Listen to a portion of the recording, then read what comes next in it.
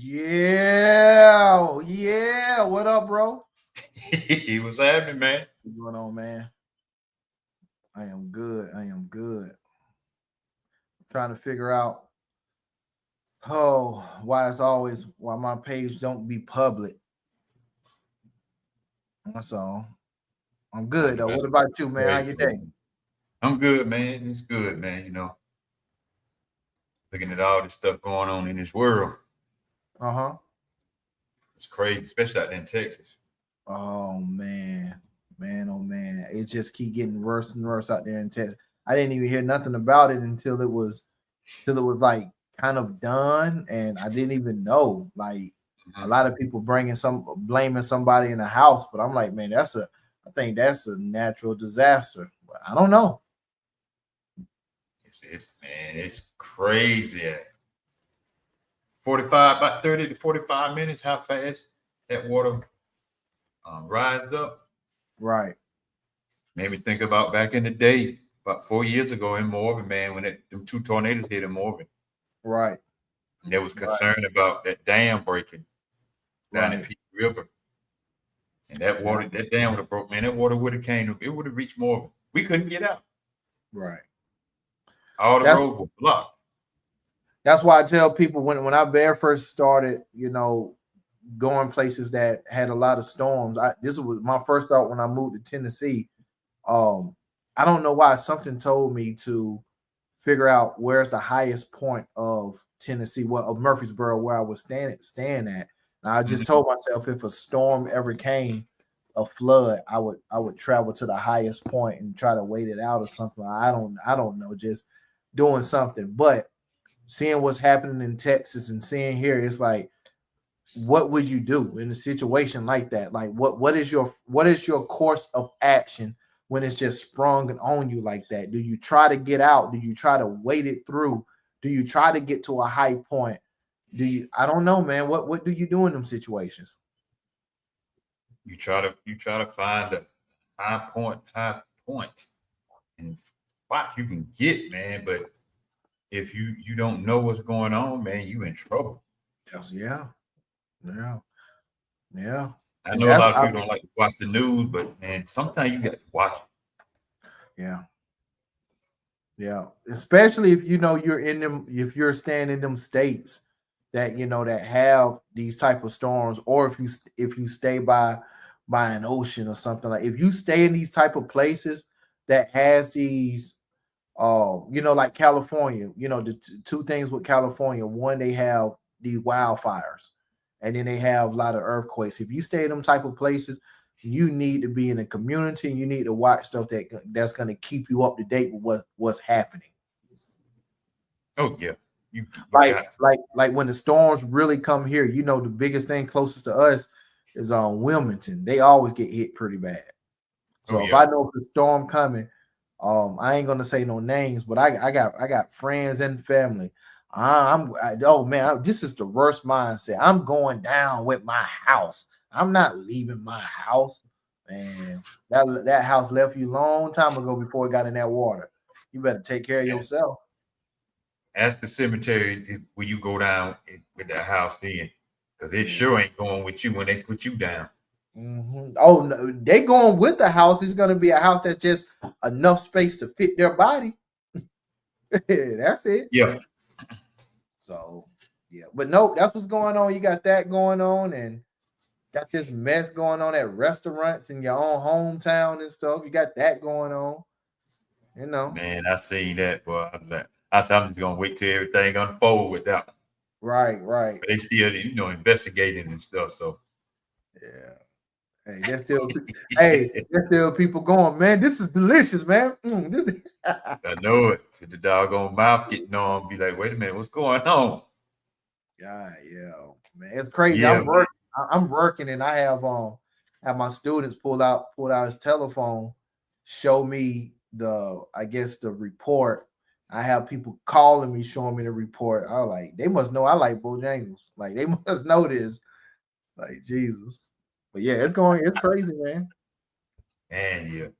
So everybody, we just chit chatting to, waiting on more people to come in. So this your first time here. Welcome to Open Mic Night.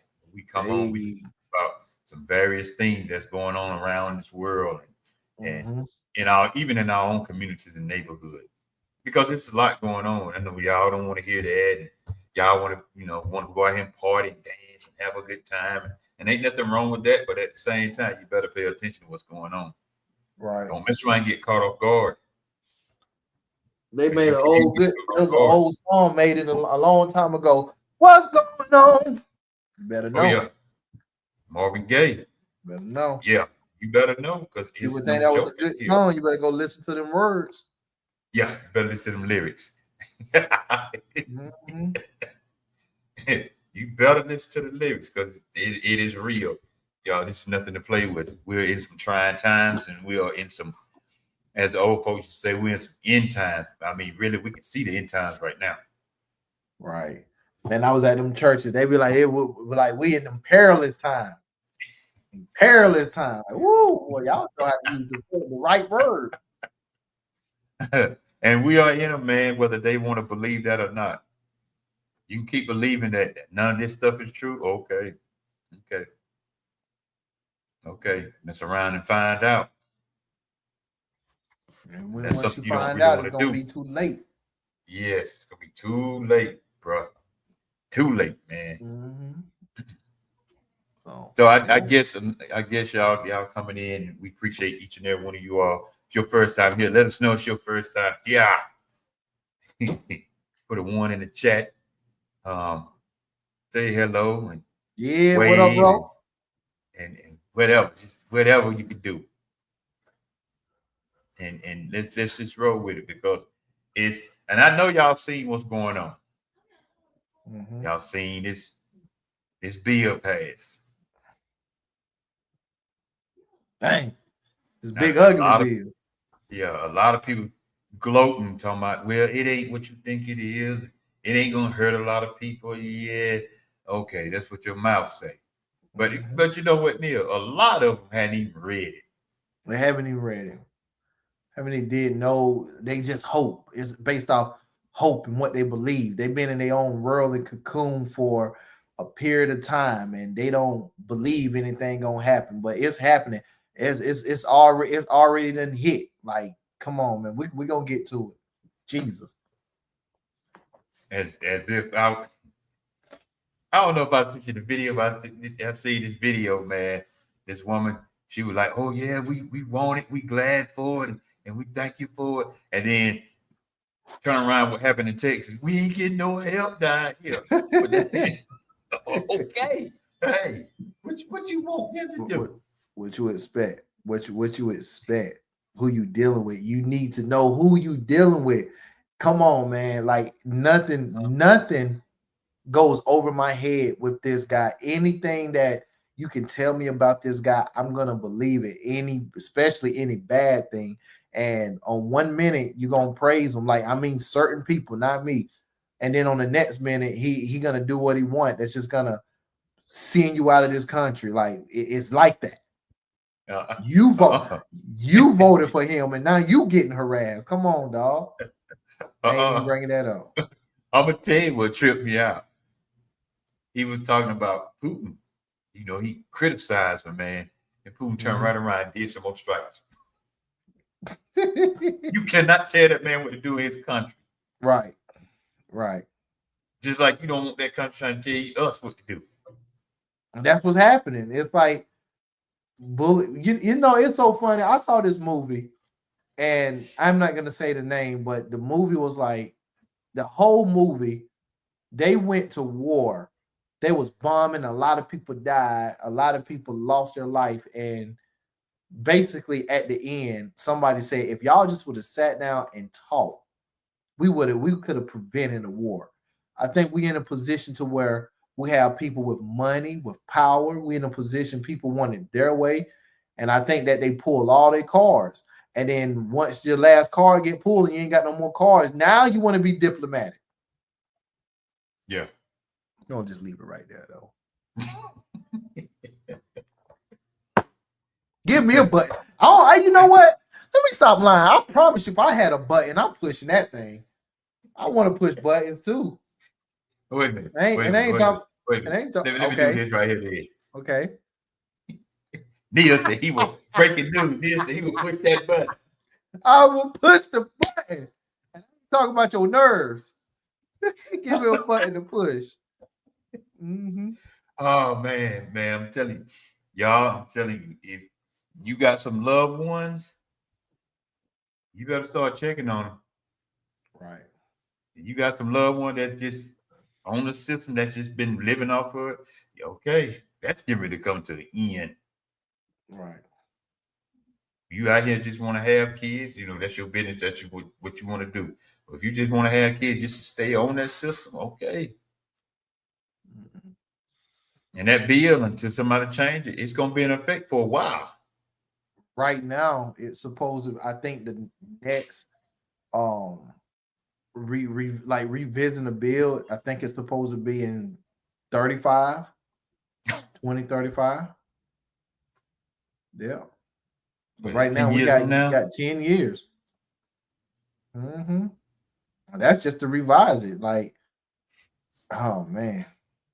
I don't know, man. I okay, don't know what they're gonna do. I don't know. okay, People they're gonna hate it. We're gonna get to it, guys. We're gonna get to it. okay. Y'all keep playing. Y'all keep playing. As they say, keep playing. Keep playing out here. If you're not used to taking care of yourself, you better start taking care of yourself. They already. I've been watching some videos. They already cutting food stamps, as they call it, Mhm. snaps benefit. They already cutting them. They snap them things in half.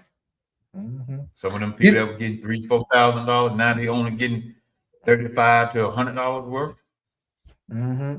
Man, let me tell you, I for me, the only problem that I have with it, and I'm gonna be honest, because you can like it or you can dislike, and I'm gonna let you guys know how I personally feel about it. But the one of the major problems I hate about it is that it's going to the people that's in my family that's going to be affected. I'm going to have to be looked at as I got to take care of them, and I'm not going to like that. And am I'm going to do it? Depend on the person, but everybody has somebody in their family that's on the food stamps, that's on the WICs. Somebody is getting some type of government assistance, some Section 8. What's going to happen when all that stuff cut? And I mean, look, you're looking at it yourself. Look at your moms. Look at your father. Look at your grandparents. Look at your kids. Like, look at all of these people, and it's like this really going to affect you in some kind of way. It's going to affect you if it's you directly or somebody else or you indirectly. So Oh, I, yeah.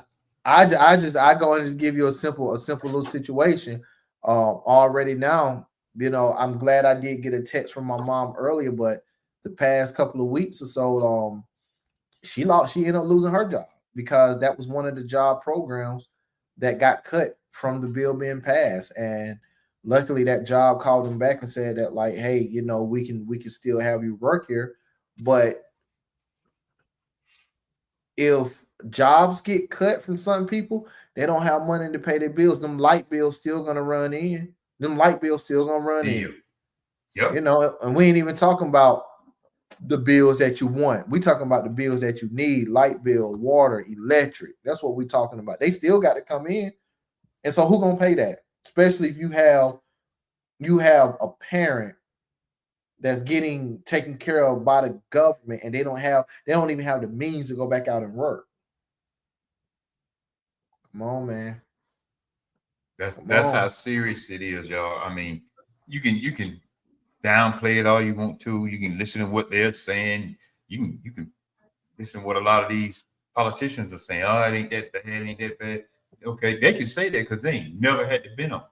Right. They ain't never got to go through it.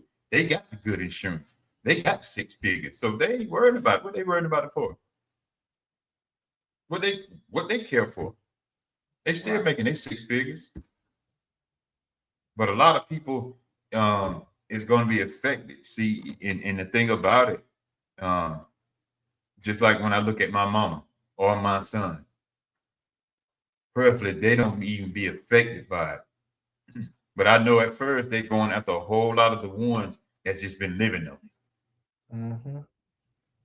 But you know, here's the other sad thing. Like thinking of your son, I don't know your son full set up with like his plans and stuff. But you know what's gonna get touched?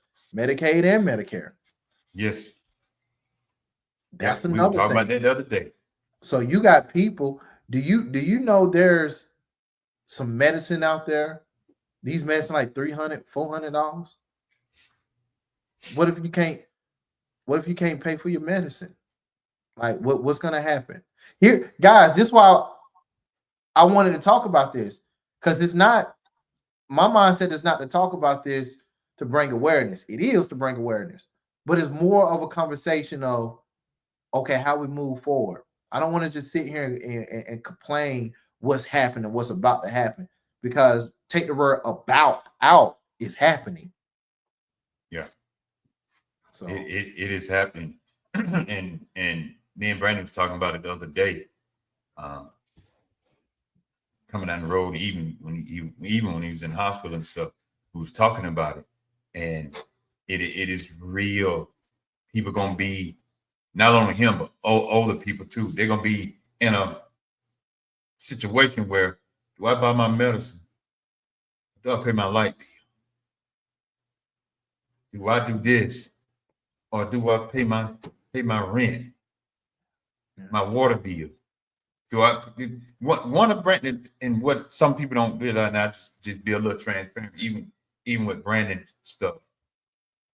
If he would have been on that other medicine, that medicine without the help of Medicaid and Medicare, without the help, that medicine is $2,000 a month.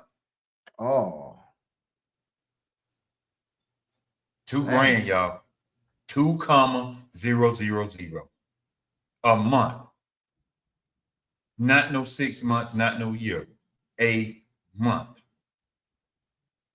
Without that help, some of his medicine right now, $500, $600, $700. Dang. And just think about the one that have cancer, man. That's crazy. And Donnie, yeah. Do you think the crime and drug rate will rise? Yeah. Now the drug game gonna go even higher because a lot of them gonna be selling the bootleg pain medicine, the bootleg chemo pills. Yeah. And that's what's gonna be real scary. Because the bootleg, if y'all don't know, the bootleg stuff on the street look just like what you get out from the pharmacy. It's some of it just a slight. You have to pay attention to it. It's a slight difference in it. But you got to pay attention to it. Right. I agree. I think it's gonna rise. I really do. But I'm the other guy too. I can see both sides. I can see what is supposed to happen, or not what's supposed to happen. What can happen. I think with the right mindset, this could bring us together. I look, guys. You may hate me for saying this. This is why I said I'm on the fence with this. I think us as a culture, I'm gonna speak about our culture. This is gonna affect everybody, but I want to speak about our culture. We've been isolated for so long. There's so many women that leave their men because they know they can get taken care of by the government. They know they can get more money out of the state than the man can give them. So now they can act the way that they want to act. They don't. They make the man suffer for not taking care of their kids. They make the man suffer because they don't need their money, but yet still they put them on child support. And I think something like this will force that woman to have to be motherly and have to be play nice with the man in order to survive. Because all them benefits that lady is getting, she's not out there working. She ain't making her own money. She's being supported by child support and government assistance. What's she gonna do? See, here's the thing, and I ain't trying to make this a man versus woman thing, but regardless of the type of man, any type of man, he always finds a way. He all for some reason he always finds a gig, he finds a hustle. That could be crime, that could be drugs, or it could be he could be a cab driver, or he could be janitor. A man always find a way to get some money, some type of way. That woman, and majority of the women has been living off these assistants for ever since the 60s and 70s. It's ingrained in our career. What are you going to do when it's fully gone? If you go back and look at it right now, the child tax still you're going to get $2,500, but after the next 2 to 3 years, that $2,500 going down to $2,100 or $2,200, and then after that, it's going to keep going down. So now you ain't even going to get the money that you get from your child. You ain't getting that $2,500 in the next 5 years like the way you were now. You're not getting that. It might be $1,000. Yeah. And then on top of that, put a poke on you. Even when you get the money, you ain't going to be able to get that car you've been planning for about 3 months because you know it's coming. Because you don't even have enough to get it. And at the same time, while your money, your benefits getting cut, inflation steady going up and rising. That's what they don't see. The debt ceiling it's going to be in the trillions. Mm-hmm. Not no single digit neither. So the wrap to finish what I was saying, I think this can be a beautiful time for unity, a beautiful time to truly. I think you sent me that post about how we get on every trend itself, the together post. This is the time that we can come together and say we have to have one another's back. The system is set up and was set up for division of us. And now, even though no matter how much you hate it, this can be the prime opportunity for us to come back together and have one another's back. That's what I hope, and that's what I see with this. And that would be one big beautiful community.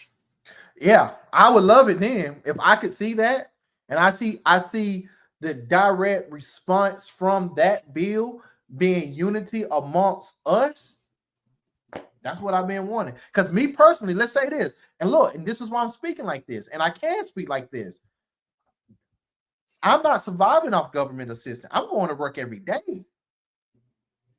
I'm going to work every day, and I'm not going to do nothing that's going to have me and my lady to suffer. So anybody that's coming to me asking for stuff, if I got it and I want to give it to you, yes, but I'm not about to go without paying my bills. I ain't about to do that. She going to have a place to stay, and my family coming in going to have a place to stay. So I'm not going to get affected. The other part where I'm going to get affected is the stocks that I have invested into, because another part of the bill is going for people who have stocks, going for entrepreneurs. There's a lot of tax cuts. The more you make, the more tax cuts that you get. So I'm in that middle. I'm going to be honest. I'm in that middle ground where I won't get affected. I won't get affected negatively, and it won't affect me positively unless I start doing more. You got to figure out what side you're on or where you at inside this bill. I already figured it out for me. Yep. Sitting down, partying, and doing the latest trend and doing all this. And don't get me wrong, I'm a proponent. I'm all about having a good time, enjoying family, even dancing and stuff like that. But at the same time, y'all, I pay attention to what's going on out here. I ain't no fool now. I might have been born on April Fool, but I ain't no fool. Because it is some serious stuff out here, and you can take it as a joke you want to. You can laugh about it if you want to. You can sit right here and say, man, you know, I ain't worried about it. I'm covered under blood. A lot of people said that. And a lot of people still saying that right now, but they're in some bad times that they can't make it. One of the things that I know it's going to happen. We might not see it just yet, but it's going to start after a while. You're going to hear a lot of pastors talking about just trust God, sow that seed. I'm trusting God. That's why I'm finna pay my freaking rent. That's why I'm finna pay my freaking light bill. Pay it. Yes, sir. That's why I'm getting ready to pay my car insurance. Yeah. That's how much I trust him. Mm-hmm. See, it's easy for y'all pastors that sit back and you get paid. You know, you get paid. That's between y'all. You get paid. It's easy for y'all to say that because y'all got a steady check coming in, especially if y'all up under a contract. Regardless if you be there Sunday or not, you still gonna get paid. But that's a whole nother subject. But y'all ain't worried about them because you getting yours. What about that family that just got all this stuff cut? And they not saying they were living off the system, but they just working trying to get by. But you still trying to tell them and make them sow a seed. Nah, bro. Won't you sow a seed into them? The same way, and y'all gonna mess around, y'all gonna find somebody, you're gonna say, just sow a seed and trust in God. Somebody gonna stand up and say, won't you sow the seed and won't you trust God for what's gonna get ready to happen for the church? Then y'all gonna be in y'all feeling crying. Oh, they out here talking about this stuff, man. Y'all shut up that mess, man. Right. Cause you know I'm gonna tell you something, Neil. Talk to me. I ain't never in my life seen so many crying pastors in my life. Man, they talking about me. So what? Man, they said this about me. So what? I know I seen this pastor one time. He was just crying, man. You know, I'm tired of these folks coming at us and saying this stuff about us. I said, because you know why they saying certain stuff about you? It's because y'all putting this stuff out there for them to talk about. If you ain't doing nothing, then you ain't got to worry about nothing. But if you trust God like you say you do, what you worried about the talk anyway? Because he already said the talk was gonna come along. Doggone being a pastor, it comes along. He already said you're gonna be hated for because of me. So what make you better than Jesus? Jesus ain't none of y'all pastors. I don't care what y'all say. Ain't none of y'all ever been ridiculed, criticized, talked down, spit on like he had. None of y'all, but he didn't even complain like some of y'all do. Y'all sit here and complain about all this kind of stuff. But here it is. Here it is. Another pastor that come along. He get talked about, but he keep going. He ain't worried about the folks. He trying to say to folks, y'all ain't crying about stuff. Why that pastor talking about me? Why he talking about me? Why she talking about me? Won't you take that same energy that you crying about and turn around and help some folks? Right. I mean, you that. No, you said that. You said that. Because now y'all as pastors is getting ready to be tested for it as your church. And I know y'all don't like that kind of talk, and I get it, you know, I get it. But see, when I say certain stuff like this, or when I post certain stuff, y'all trust me, I have talked with some of these folks out here. Y'all see what y'all don't do. Y'all don't have y'all ear to the street. Y'all ears in the four walls. Y'all ears not on the street. Right. So when the street is talking, I'm listening. See, that's what y'all need to do. Then y'all know what's really going on out here in these streets, including with these young people. Right. As we said last time we was on, the devil said back here, he probably got a cigar now and say, y'all want these kids, come get them. Yeah. Come get them. Y'all, I ain't about y'all coming to get them because y'all worried about y'all nice, tight, tailor-made suits. But let me give you an off-the-wall example from what you were just saying. I'm working at my job, right? And I put it out there. Some of our students, you know, been having a hard time.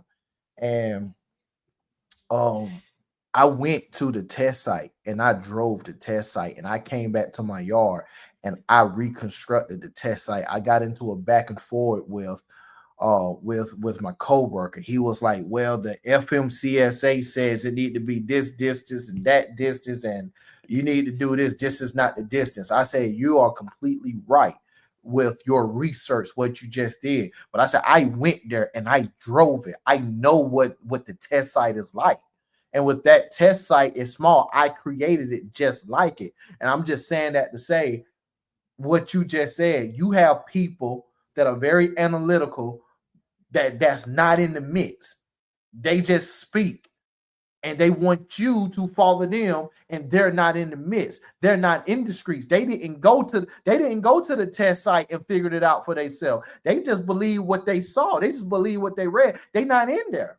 So they're not even fully really to speak about it and to teach it because they haven't even witnessed it themselves, or they don't have nobody that they're going to witness it themselves. So my thing is, going back to the church thing, when you have these pastors that's already getting your money, now you about to come up on this bill and they still going to ask you to sow that seed, but you can't even get up with pastor. You can't get up with the leadership of church to help you out when you need help. You need to ask yourself, ask yourself that's a place where you need to be at. You've been sowing for so many years, and now that you need help, you can't even get them on the telephone. You can't even get them in a meeting room.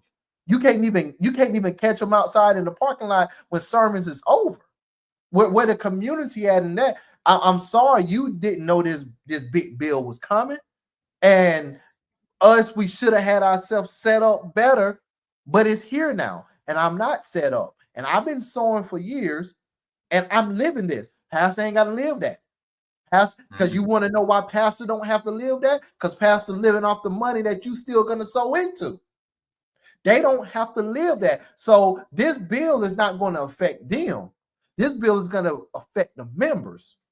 And now you need help. And if you at any church, force it. You got a voice.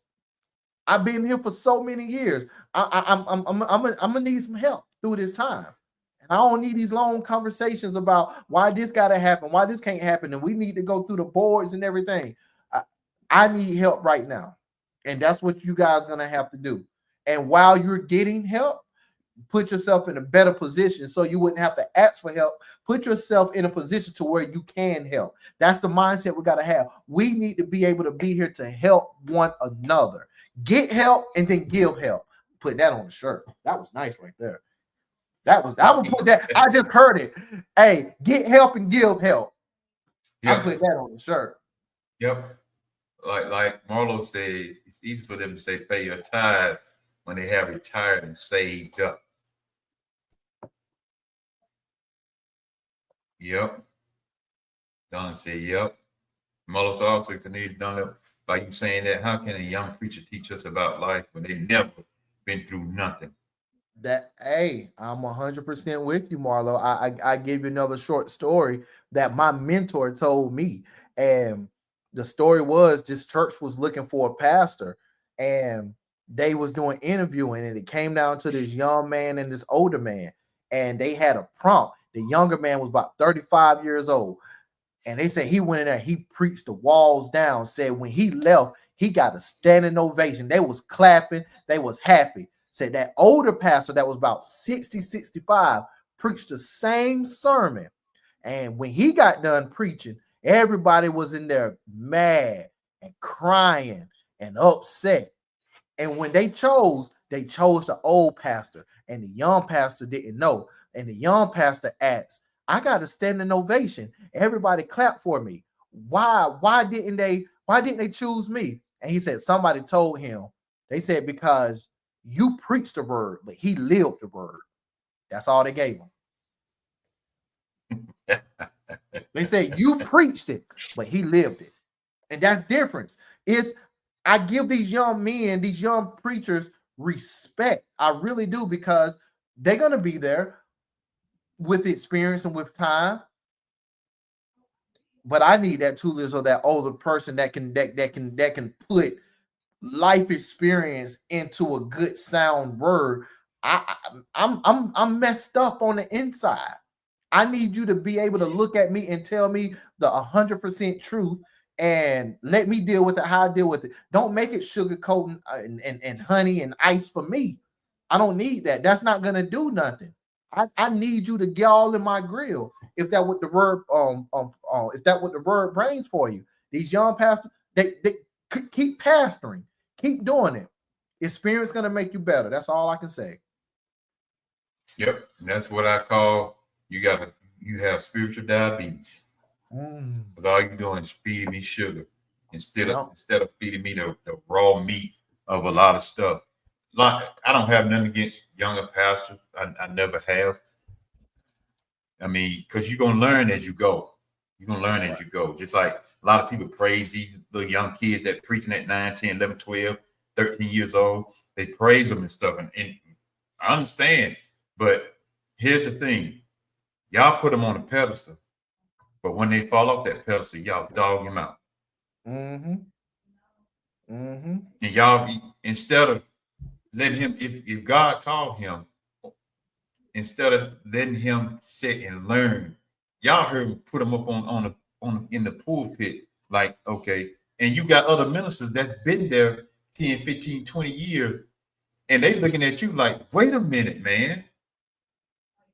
How you let this young dude get up there that's still a kid, and I've been sitting up under you for 10, 12 years. I can't even touch the mic like that. Mm. You're doing it because you know it draws a crowd. It does. Because it's young, so you do it and then draw a crowd.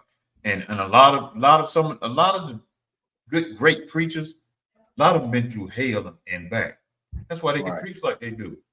Right. If you sit down and talk to some of them, instead of y'all being so arrogant sometimes, you can understand what they've been through and why and how they preach like that, because they have been through it.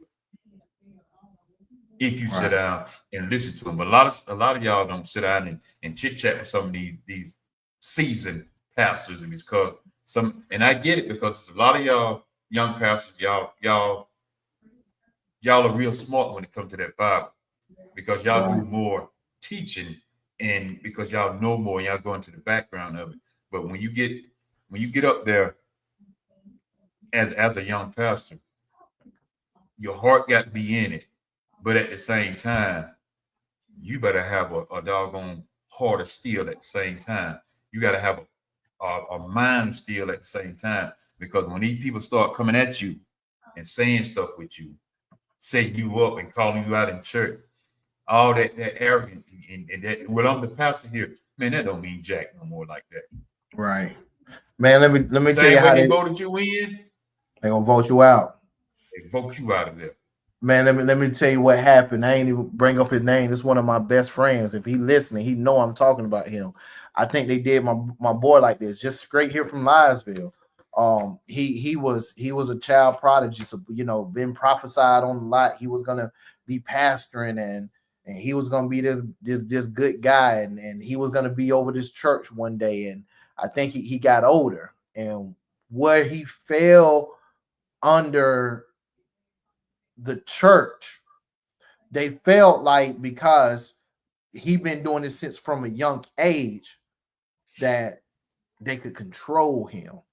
And the problem came from it was parents, it was aunts, because it's a family church. Parents, aunts and uncles had the pastor and stuff like that.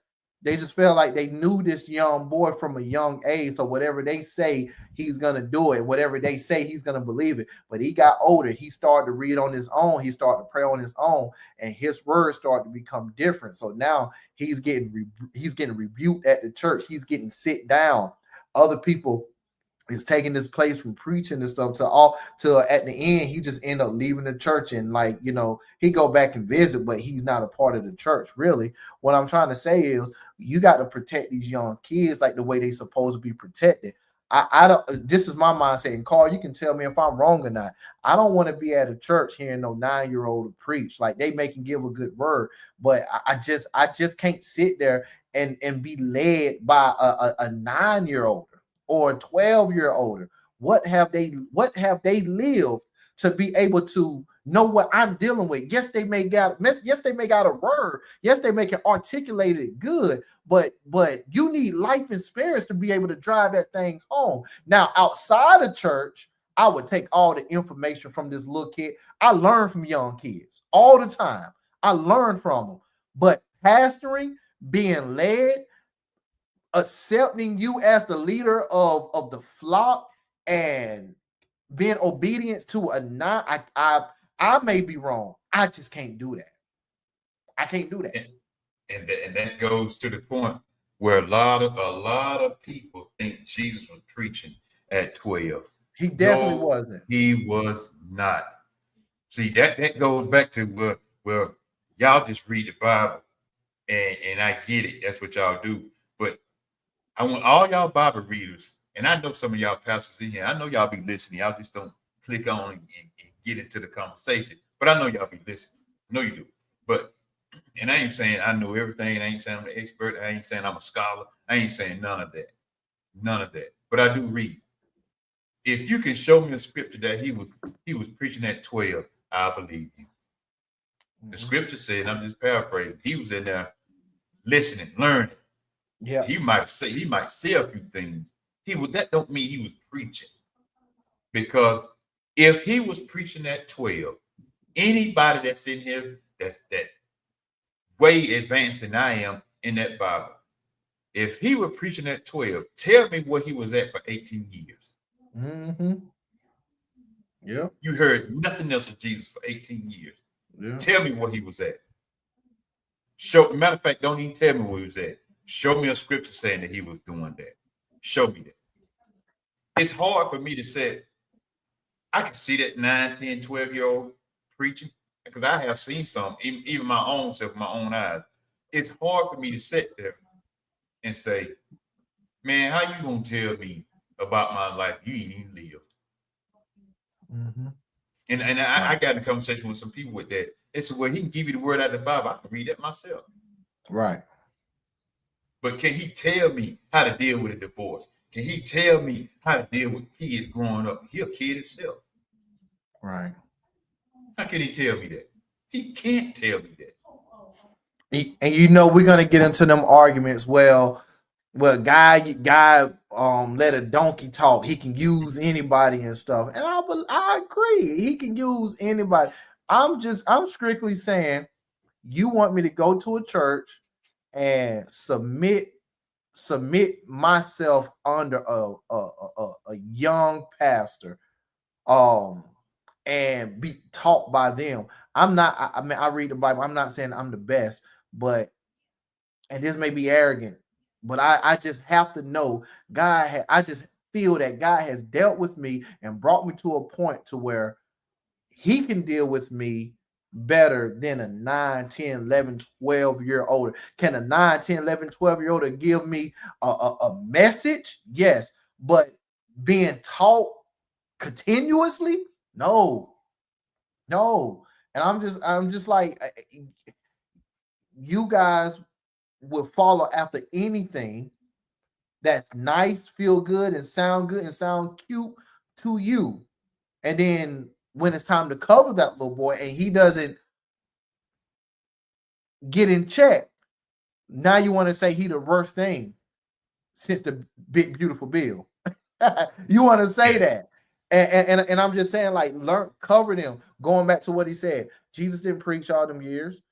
If we're like Christ and we're supposed to be like Christ, why wouldn't we show it like Christ? So instead of having this young man or this young man preaching at 9 or 10, sit him down and let him learn. Let them learn from the pastors. Let them learn from the people that's out there preaching. Let them learn by observing, because 9 times out of 10, that little kid is only doing what they saw. Yes, they can read and they doing what they saw. Some of the kids sound just like their father. They sound just like their uncle. No, I want to hear your voice.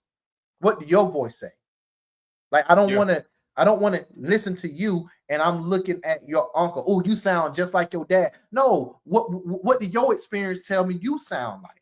So sit him. If you really want this little young preacher to be a preacher, do it the right way. You shouldn't put him out there in the wolves, because ain't nobody going to talk bad about him when he's 9 years old. But as soon as he turned 12 or 13 and he go have him sex with a little girl, now you're going to think he evil.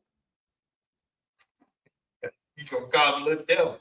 Yeah, you gonna call him a little devil. Oh, yeah, he started hanging out with the wrong people. He's 12. How can we speaking, like I said, God can do all things. I ain't going against God. But naturally, how can a 12-year-old fight off desires like the way an adult can without going through stuff? We learn and we grow through our mistakes. Yeah. And going back, go ahead, finish. You got it. Going back to when you were saying, you're gonna get into the conversation where he let the donkey talk. Y'all read and see why he wanted that donkey to say something. Go read that. See, a lot of times y'all read scripture, and when it get to the part that you agree with, because it's going with what you said, you'll stop instead of reading further down, because you'll see further down what it is. And the thing about it, you go back and you look and back into Jewish time when Jesus was born, up under the law and stuff like that. In the Jewish time, you couldn't preach until you were 30, because that's when they considered you mature. See, you got to go beyond the Bible and see that for yourself, and study what the Jewish law was, because that Bible is not an American book. That's a Middle Eastern book. Go ahead. They don't want to hear that truth. Let me read this right quick, because I just read it. Manny, what's up, Manny? Yeah. First, I want to just go ahead and start out because I read the whole thing. Manny, you're not rude at all. I really appreciate your question. This is an honest question that you're having, so don't think you're coming off rude at all. But I want to say, he said, "Hey, Carl, sorry to interrupt your conversation, but may I ask, is there a certain age or knowledge a young man or woman who wants to become a pastor? I agree with you guys. I am 27. I do my best to read the Bible and my best to follow the word, his faith, and you know what I mean. I do apologize if I come off or sound rude. It's not my intention." No, you good, bro? You good, bro. Me personally, I go ahead and go with this. Got it. Me personally, even if you get called into the faith, it's good to set up on the pastor so you can learn. And every now and then he probably let you touch the mic, or she might let you touch the mic, whoever the pastor is, or shepherd as they call it. But because you can be called at an early age. Mm-hmm. You can. I would never say you can't. You can be called, but in that time, you still got to learn, because even when Jesus was in that temple at 12, he was learning. Even throughout the years, you can guarantee he was learning, even though he was up under Jewish laws that you couldn't preach anyway until you was 30, because they considered you mature. He was learning. He was learning. Even as a young person, he was learning. Because you got to remember something. He may have been 100% God, but he was also 100% human. Right. So he was learning. He learned his trade of what Joseph, his father, was doing. So that just goes to show he was learning. But as a young man, you know, I have seen a lot of young guys who in their 20s get called, but they sit and they learn, because they know this is something that I just can't throw myself out there, like you said, Neil. Can't just throw them to the wolves. Because you throw them to the wolves, they're gonna eat you up. Can't do that. And once you become a pastor, and I guarantee a lot of these pastors couldn't tell you that if somebody come at you with a question, you're supposed to have an answer, be ready to give an answer. Some of them will push you off. But that's a great question, man. We appreciate it. You ain't sounding rude at all, bro. Not at all. I want to say this, man. I agree everything what Carl said. I think like kids are called early. I'm gonna give you an example. I love examples. I remember a while ago, this was years ago, I was in my 20s, and I feel like God wanted me to marry a particular woman. And because I felt like he gave me the vision and everything lined up, he wanted me to marry that woman. In my mind, I thought he wanted me to marry her right then and there. Because I made a move on her so fast and so quick, I truly believe I messed it up, because even though God gave me I feel like God gave me the desire to marry her, that doesn't mean he wanted me to marry her right then and there, right? What that taught me was patience. So God can give you a calling and you say you're going to preach. Not just because you're going to preach. Are you prepared to preach? What I believe sometimes guys say, hey, you're going to preach. Now, in order for you to become that preacher, you have to put in the work. You got to put in the work to become that preacher. You can't just be a preacher just because somebody say you sound good while you're talking. You got to know that word. You got to know the word. You got to know the scripture. Here's another thing. You ain't going to know this 100%, but you also got to know God's heart and how to preach it. Because you have Carl, what you say last time? The devil can quote scriptures. He quoted better than anybody in this world. The devil can quote scripture, so anybody in this world can get that Bible and start reading and start preaching. Where your heart is at, where are you lined up at? What are you trying to do? What are your reasoning? What experiences do you have? Are you ready? Are you prepared to preach? That's why most young men start off as youth pastors. Most 20, maybe early 30 age pastors, they start off with the young teenagers and the young teens and the adolescents and the early 20s. And as that's repetition. And you're over these souls as well. But as you get older, then you move into the big sanctuary, if you want to say that. You move into being an actual pastor or a leader, or mostly it's the assistant pastor. There has to be a period of time of learning. Just because you're called doesn't mean you have to go right then and there. You're called, but this is a long race. Yes, it is. Manny, we appreciate it, man. Manny, that's a friend of mine, man. Work with him. Appreciate that, Manny. That's my friend right there. Cool dude, too. That's a cool look. Anybody who got 2 letters of the same in their name is cool. Manny Martinez, that name hit. That name hit. Hey man, who is that? Oh man, that's Manny Martinez right there. Come on, man. Yeah, man. He cool too. He cool, brother, man. He cool, brother, too. Moses, show me the Bible, a child preaching God's word. Not no child. No. And everybody, it's your first time here. Welcome to Open Mic Night. And let me put this out there before y'all get to going crazy. Me and Neil is not sitting on here that y'all can see us saying we know everything about the Bible, saying we got it down pat and everybody out here is wrong and stuff like that. We're not even saying that at all. Just like y'all got an opinion, we got an opinion too. Yep. Y'all read, we read too. Because matter of fact, if I might have to do this. I'm seeing I get some pastors on here y'all ain't never heard of. Mm-hmm. Y'all ain't never heard of. You might have, if you've been on YouTube like I do, and you might have stumbled across some of them, but I can introduce you to some pastors that's been in this thing longer than some of y'all pastors have. Right. You know, it's almost like music. You know, I think the best music is that underground, is that stuff that you don't hear.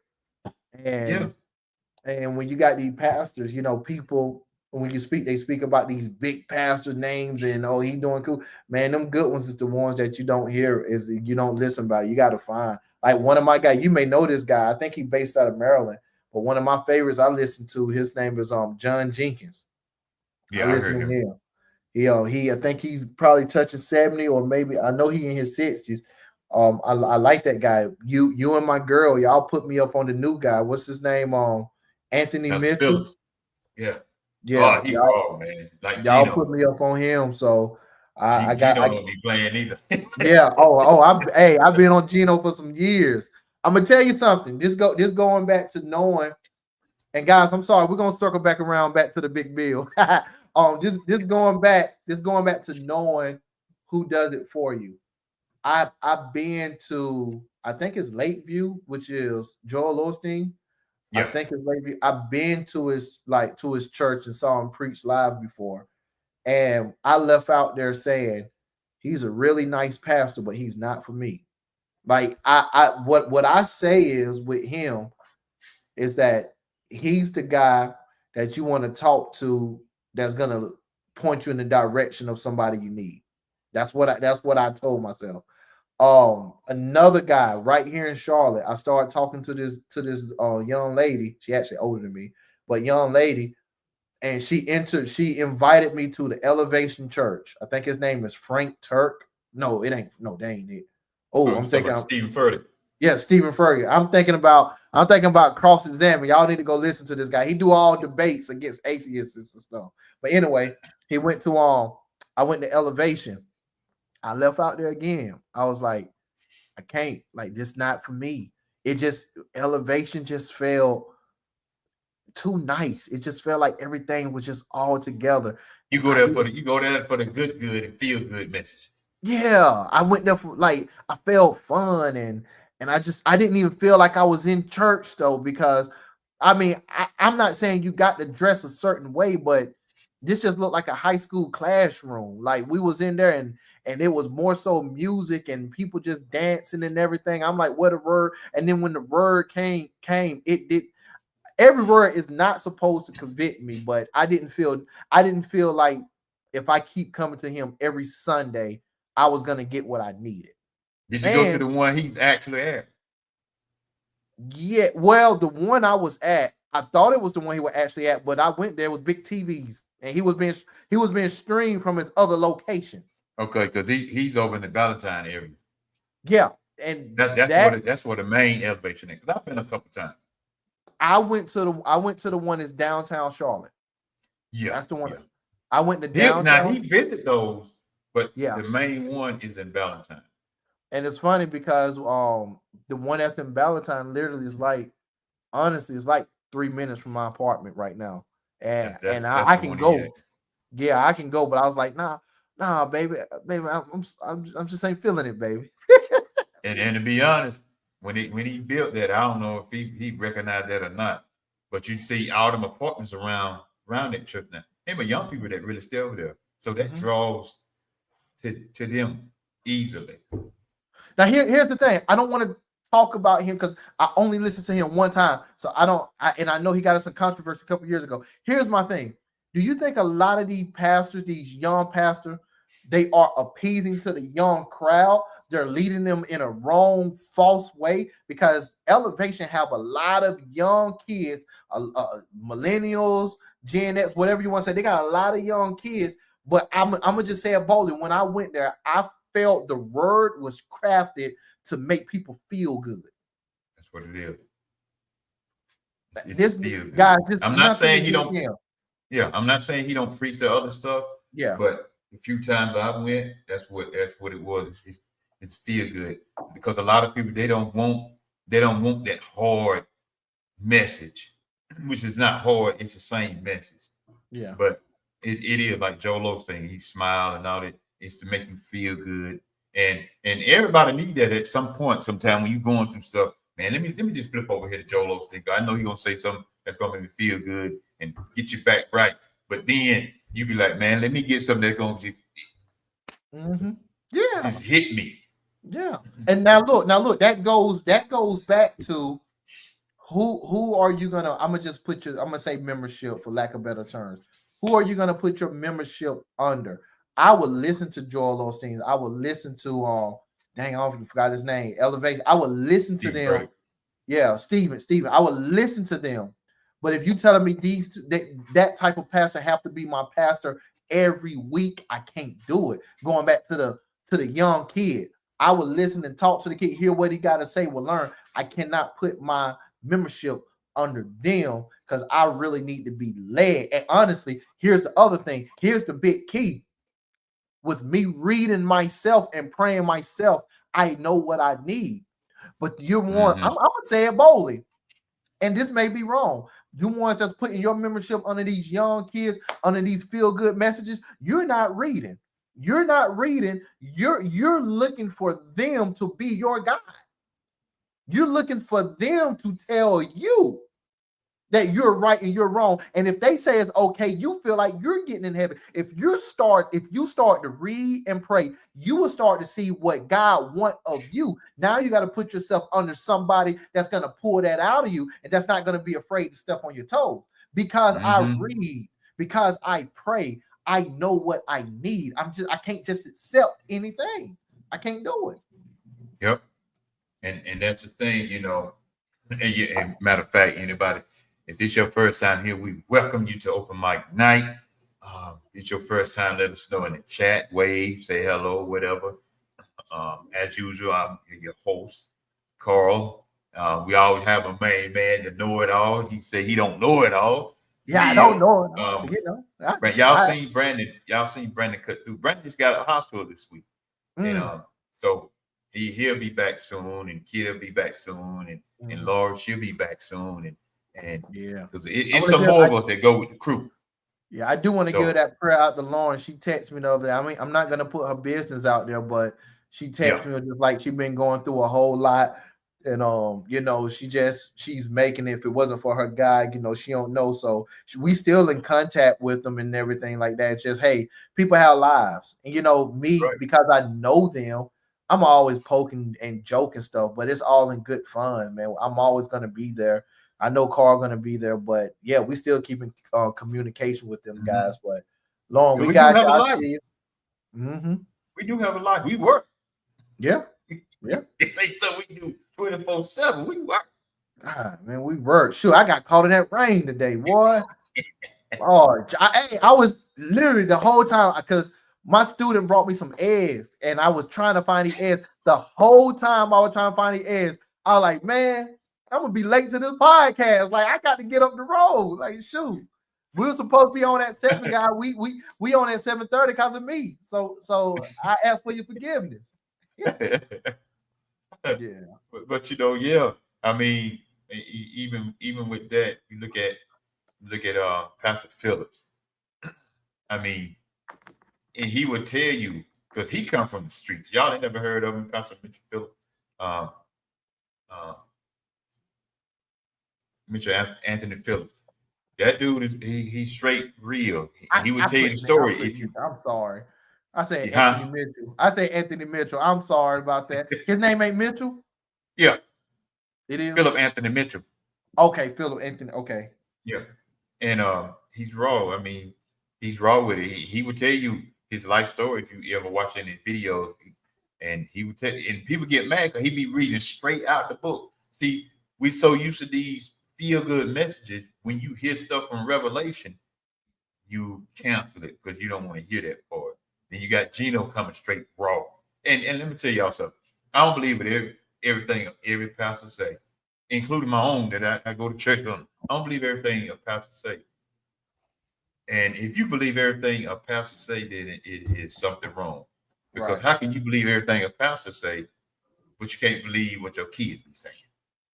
Mm. And they could be telling the truth. Mm-hmm. Mm-hmm. Every pastor, and I know we think pastors don't suppose to lie, but I ain't saying they lie, but they will twist some scriptures sometimes. Right. But I can't get some pastors of him y'all ain't never heard of. Never heard of. I be in contact with my friend brother Berean out of New York, and I be Pastor Aaron Green. He sent me stuff in my message. Then Pastor Mike Holloway walking on water ministry out there in Detroit. You in Detroit? He's out there in Detroit. Um, I can try to get some of you guys on just to come here and talk about the word with not all of it. Elder Tim, um, um, Elder CJ Phillips. See, y'all ain't never heard of them pastors. You ain't never heard of them. You probably ain't have a clue who they are. Mm-hmm. But I give all them shout out because I listen when they be on. I be listening to them. And I can when Pastor Mike be on, you know, he loves when you shoot him questions. I can text him right now and say, what is this scripture talking about? I give him a few minutes or maybe an hour because I don't know what he might be doing because he's in Detroit. And he'll text right back.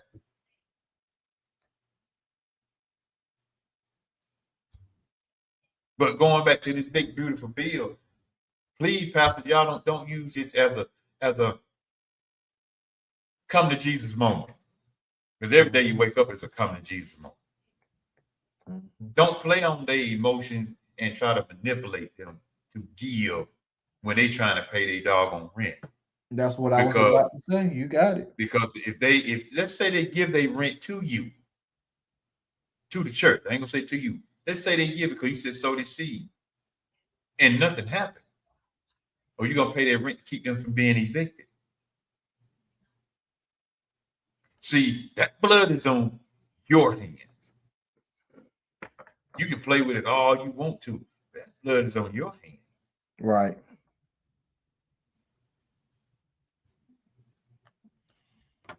That's what I hate before we say that is basically what he's saying, guys. Like when this bill really gets in effect and it's here, there's going to be a lot of fear going around. A lot of people going to be scared. And that is the time that, you know, churches and people, they pounce on you And we just asking, we just praying that you don't take advantage of these type of people, because you're their safety net, their comfort net is the government assistance, and their safety and comfort net is about to be taken away. And then now you're going to take advantage of the most vulnerable moment. I really don't.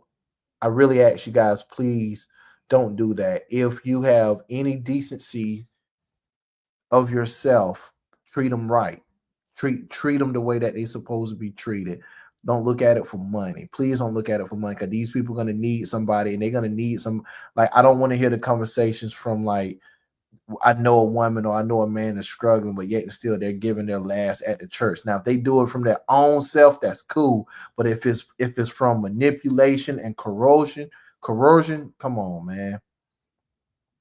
Come on, man. It's not right. And that bill is really, guys, I'm gonna be honest. Like, here's the thing. We started off by saying that people saying, "Oh, it ain't gonna happen," and stuff is not gonna do it. I'm just gonna say it's gonna happen. Whatever's gonna say happen. If you don't know anything about this guy that's in the White House, about Trump, you can hate him or love him, whatever. The things he been saying he gonna do, he do it. No matter what happens and how he do it. So with that mindset, get ready. Don't wait until the curb pass you by. Don't get on the other side of the curb.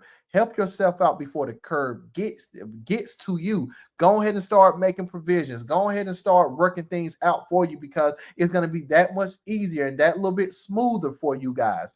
But it's happening. Don't just sit back and don't think it's not going to happen. That is a reactor mindset. You need to be proactive. You don't need to react to this situation. It's going to happen, and figure out what you're going to do. Figure out what you're going to do.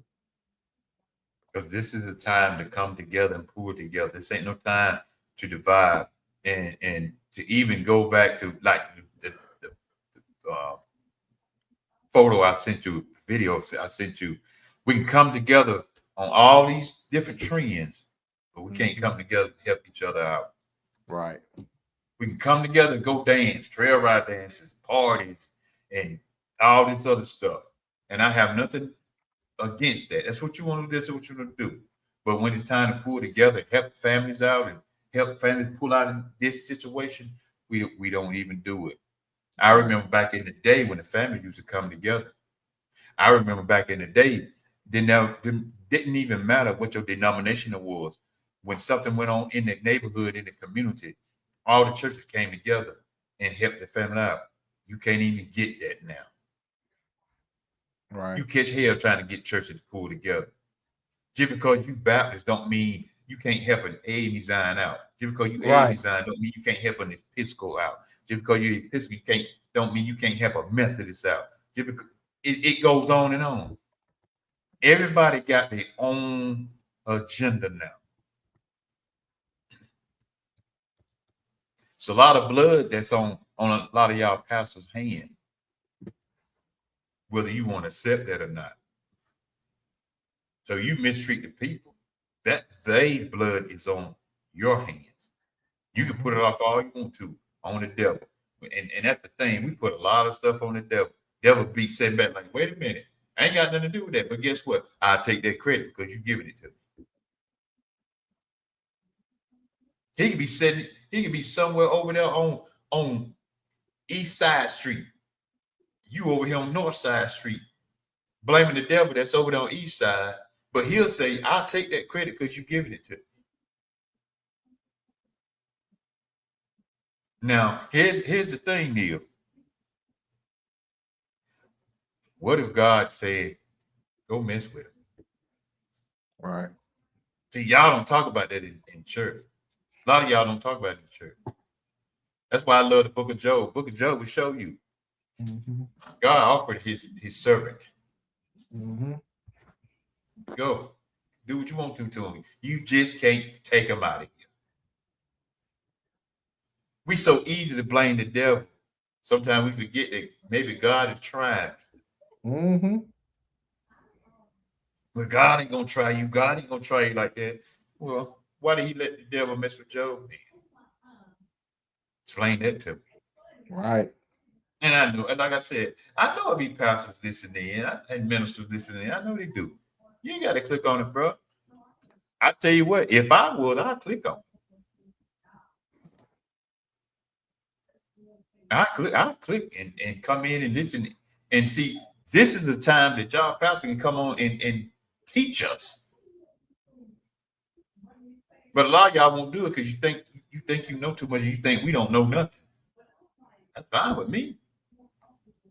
But I know some of the stuff that y'all be teaching and preaching. Right. I can look in that Bible and say that ain't in there.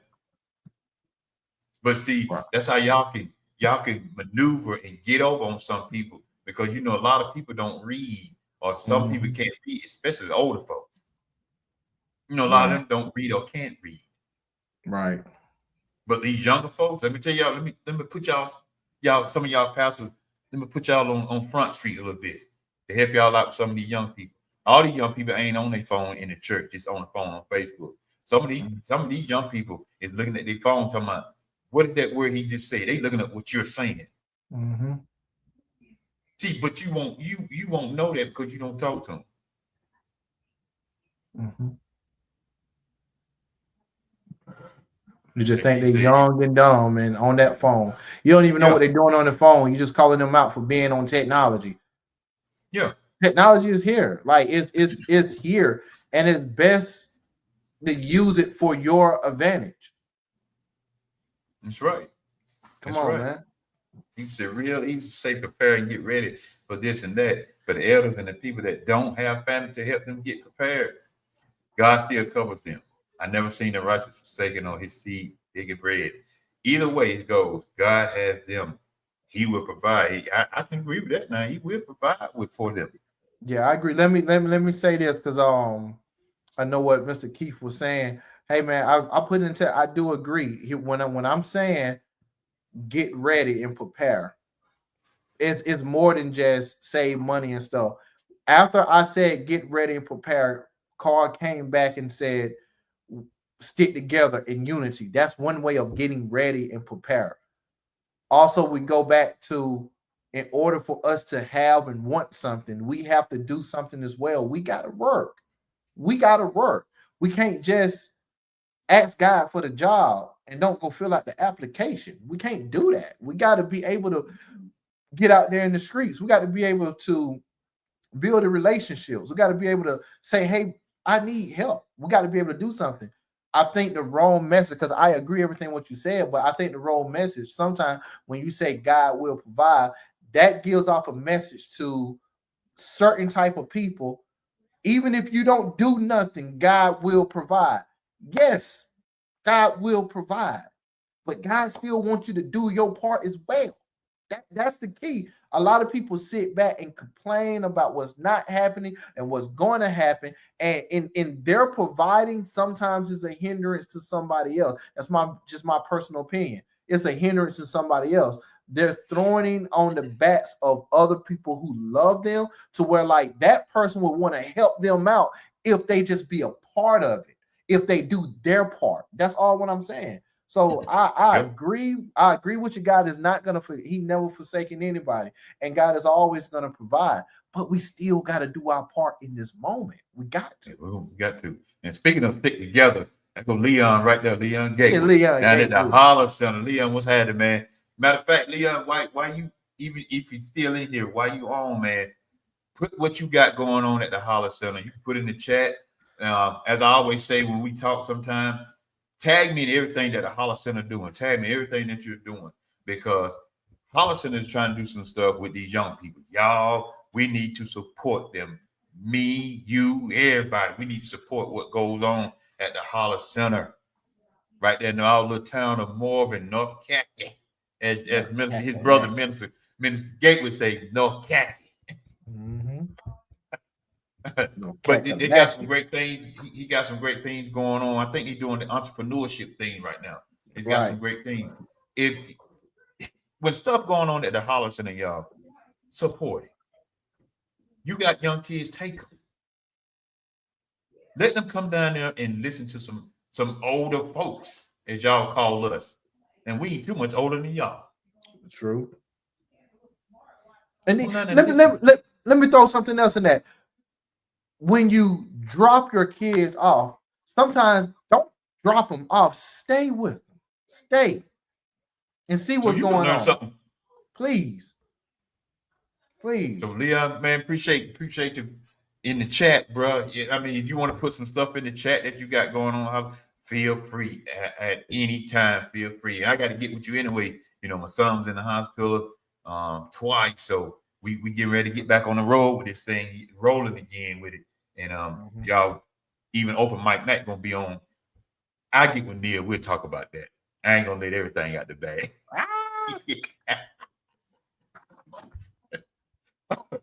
But I love it. I love it. We got to pull together. Leon is, and when you were talking about pulling together, Leon I seen his comment pop up in the chat. That's why I put him up. He's all about that, y'all. He's all about let's pull together. Right. We got to learn how to stick together, pull together. If we did what they did way back in the day, if we did like they did back in the day, you hadn't even worried about putting money in stocks with Wall Street. We had our own. And I ain't trying to make this a racist thing. I'm not. And I'm not, because I don't do all that racist stuff. And I know racism lives, and we're going to talk about that again. And I'm going to have his brother, Leon's brother, Minister Gatewood, on here again. And we're going to talk about racism. This ain't going to be for everybody, because some of y'all get in y'all feeling when we get to talk about some racist stuff. Mm-hmm. It's funny how you get mad if we sit here and talk about the racism and racist people and racist things that goes on, but you be all in your little friends chat talking about it. I see y'all in the chat. Because they be in their friends chat because they just want to talk about it with no what word I'm trying to say. They want to talk about it with no substance of doing something about it. And they just talk. They want to talk about it and without doing anything about what we do every week when we come here. We talk about some of the same stuff, but we're trying to put together plans, bring awareness, and we're not doing it from a place of laughter. Like when we very first started the podcast, like, you know, we used to have a lot of fun, and we still have fun, you know, but the content went, you know, a little bit more serious, and I love that. I really love that. Yes. Because a lot of the fun is always going to be there. Serious people is not talking about this. People don't want this out in a serious way. The same stuff we're talking about, people can speak about this on their platform in a jokeful way and have millions and millions of views. The big, beautiful bill. How many people is going to suffer? Oh, it ain't going to be me suffering. It's going to be y'all. Y'all going to be looking stupid. I ain't going to help you out. People going to do that. But we're trying to give it to you in a way that you can be ready and prepared for it, and you know what you should do. One place for Anson County, he just brought up the Holler Center. He just brought up Mr. Gatewood. Start in your own counties. Mr. Gatewood is a man. He know a lot. He is smart. He is nice. One of the nicest men that I have ever met. He is always open to try to help. Just don't try to play him like a fool. Please don't try to do that. Don't do that. Because he is smart. That Joker is smart. But what I'm saying, help him.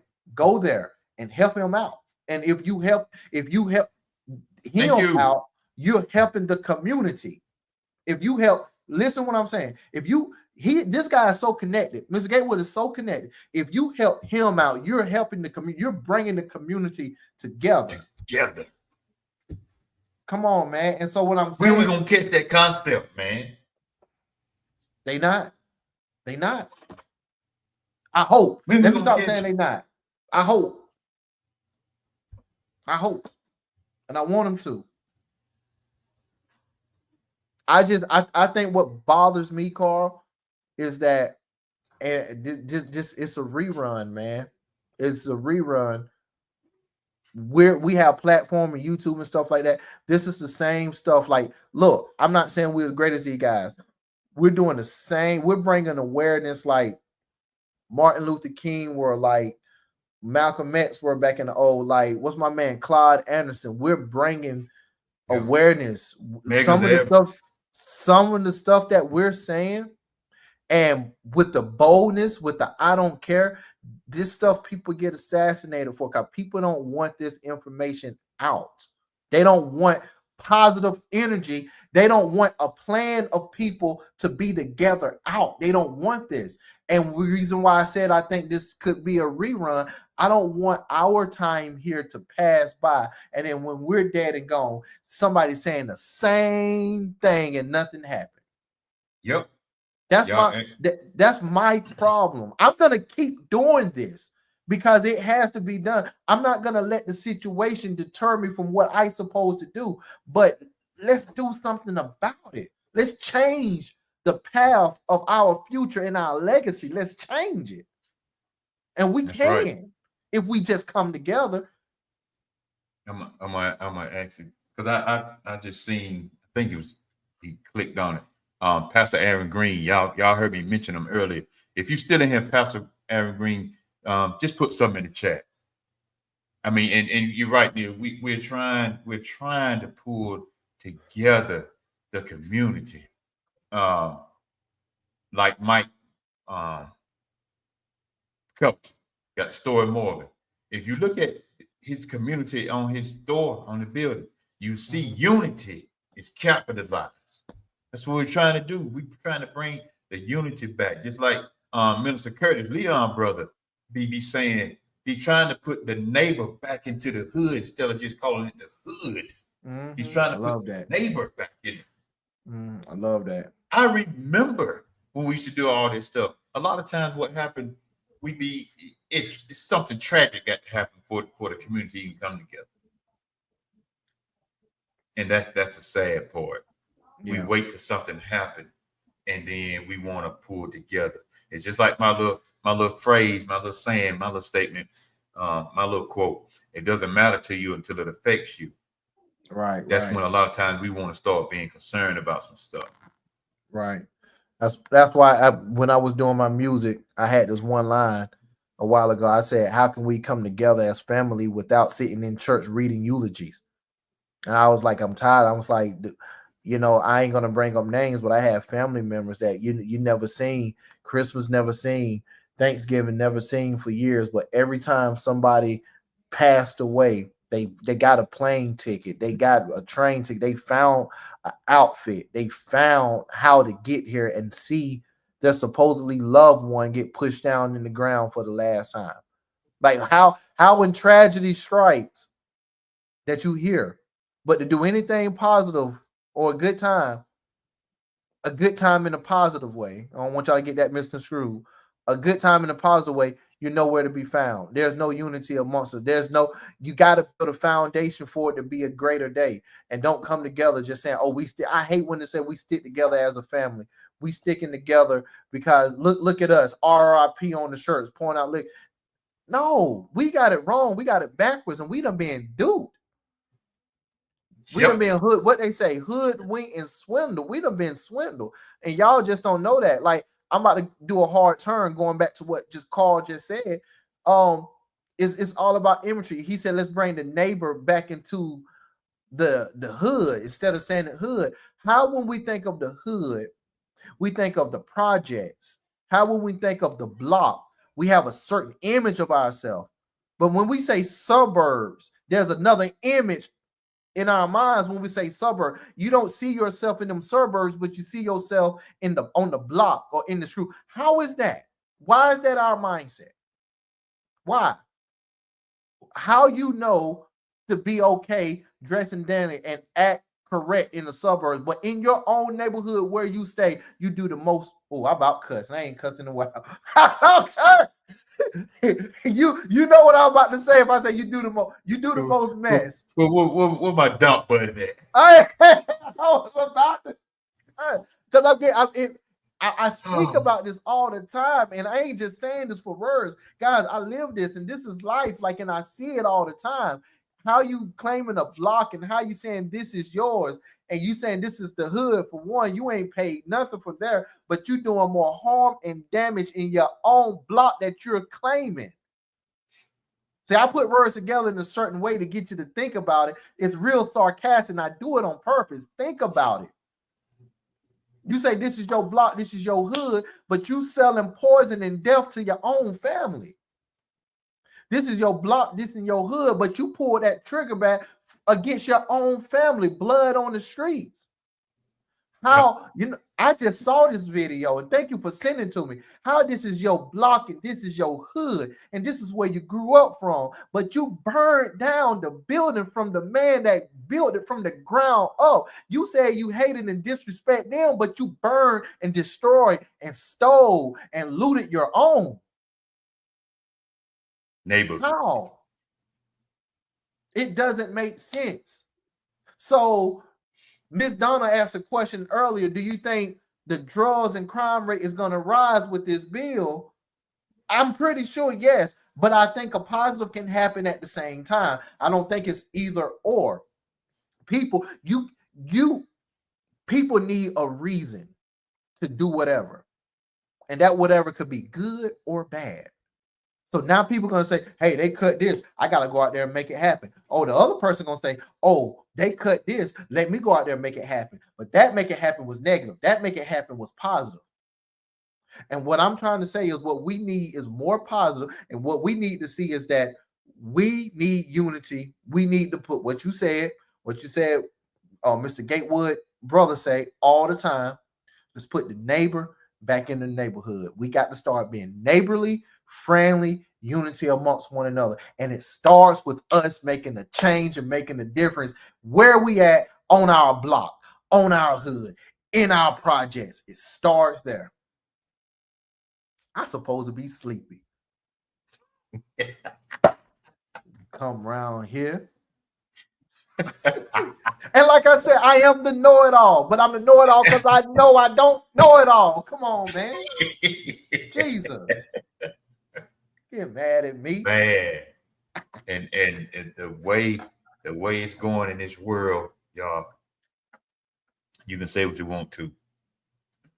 It's scary that we're seeing all our youth leaving here at an early age. It's scary that we see all our youth getting locked up at an early age. It's scary that we see all our youth being disabled at an early age, never getting a chance to enjoy their life, never getting a chance to experience a lot of things like we do at our age that we are right now. Even if you're a young man and you're doing a lot of stuff with your life, all I say, man, kudos to you, my hat off to you, because you're trying to make a difference. Not only you're making a difference in your own life, but it is somebody that's younger than you watching you and saying, if he can do it, doggone it, we can do it. And I can do it. Right. We got to get out of this mindset. It's a mindset that we're in that we need to get out of. And the only way you're going to get out of that is that you yourself got to make that change within yourself. I can't change it. I might can say something that might help you to change, but it's going to be totally up to you after it's been said. Amen. I'm not going to come around here and keep saying, man, you don't never leave here. Don't never experience that. Please, whatever. You get a chance to explore this world and enjoy this world, and travel this world, by all means do it, because you're going to see some stuff that somebody lied to you about, but you're going to see it for real when you go visit that area. All places ain't crazy. I started to put up, I started to put up Orlando Brown when they were talking to Orlando Brown. A lot of people say crazy, but a lot of times he talk with some daggone sense. If y'all don't know, a lot of that is an act. Don't something else. Don't something else. With it all. Because a lot of times, y'all, when we talk serious like this, a lot of times y'all don't even know. Y'all might see it on my page now, but later on you won't see it because they'll strike my page. And like Neil said earlier, because we're putting out some stuff that is true. This is everyday life. They love the drama and the mess. They love that kind of stuff. Even now, you see women openly breastfeeding on Facebook, on this social media page. They are literally sitting there breastfeeding. You see two people having sex. You literally see this on social media. But we sit here and talk positive, trying to help the kids and help even the adults. Then my stuff get taken down. I don't been put in Facebook jail so many times. It's a shame. Right. I think I got a Facebook number, Neil, somewhere. Yeah, I know, right? That's funny. Oh man, when you told me it got striked down, I'm like, Yeah, are you serious? yeah.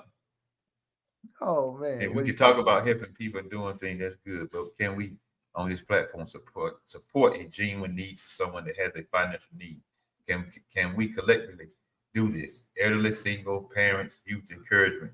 We can do this individually, but collectively we have a broader impact. Yes, we can do it. That's why a lot of time I have my cash up tonight. A lot of time I put my cash up because people hit me up sometimes. I just need $20 gas and I just need this right here. Or sometime like my friend Pamela Ann, she might have some with domestic violence. We do our best to try to help out, even in that. And she might hit me and say it's a family in need, or she might put it on Facebook and I see it, or somebody might put it on Facebook and see it, and we try to send them a little something. It may not be much, but you know what? One day she was asking for somebody. She needed like 20 people. I think it was 20 to 30 people. Just give her $5 to help a family out. That that ain't much, but that's a lot for a lot of people. Yeah, right. And Neil, I just thought about it, man. You got to put the GoFundMe link up. Let me see. Let me try to see that now. We just But be getting into it. I was rushing. I'm gonna send it now. I was thinking about it. Yeah, you can put it. You can go ahead and throw it up in the chat yourself. Why? Because I know you're probably typing on your phone too. Right. That's great, man. Yeah, we can, bro. We can. Hey, man. Anytime, we sit down. We try to put something together, y'all. We can put something together. A lot of times we wait for somebody else to do it. And then when somebody else do it, you don't support them because it's not your favorite pastor. It's not your favorite leader. It's not your favorite friend. It ain't your mom and dad, sister and brothers. Y'all don't support it. Right. But then when you try to have something, you want somebody to support yours. I wish I could play a keyboard. Yeah, I know, right?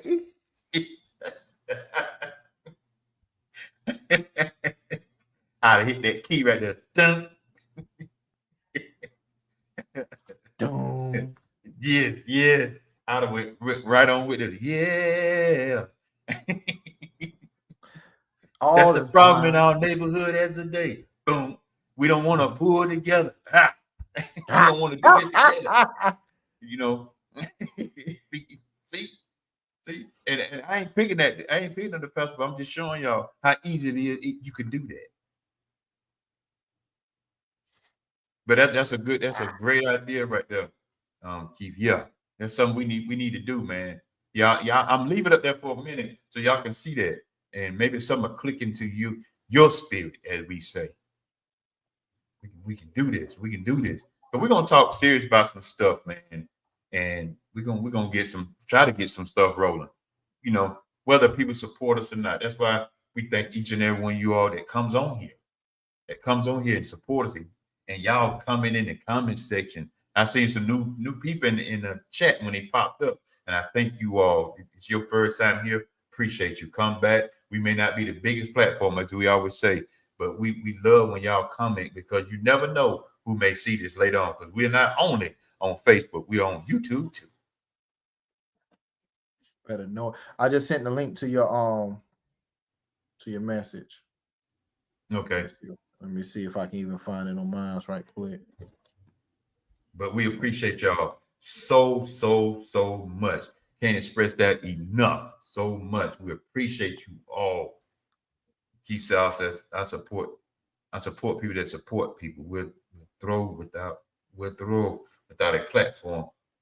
Our life is a platform. Yes, it is. It is a platform. That's why we should be sharing it daily. Yes, sir. Daily. Man, you're welcome, man. You're welcome.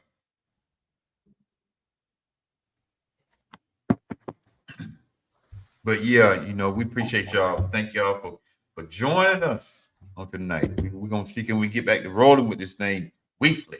Even though we work, we still try our best to jump up here and jump on here. Right. Neil, go ahead and explain that right there.